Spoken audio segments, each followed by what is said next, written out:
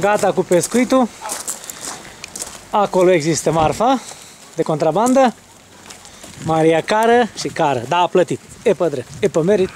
Nici o problemă. Se pune la mașină. Mașina se va lăsa cam cu vreo 20 de centimetri mai jos.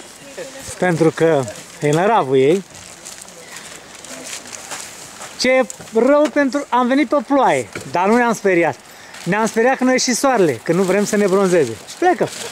Acum ne-am ales cu ceva splendid. Măcar astea. Uite, mie mi-a rupt. Dar mi-a rupt din neglijență. Lucrătorii ne-a rupt în drill. E o diferență. Și ne bucurăm că am mai venit încă o dată. E foarte frumos. Aici merită oricând veniți. Merită pentru că peisajul e superb și pește gârlă. Ca în gârlă. Peisajul, ce e să mai zicem de el? Nu vreau să vă mai spun. Doar trag o fugă și filmez peste gard.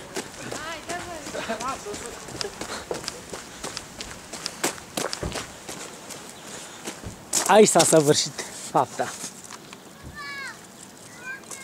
Nici nu știu cum să mai filmez. În orice caz a fost ceva de vis. Lumea încă se mai distrează. Și noi ne-am distrat suficient. Hai rămână, Doamne! Și vă da prost.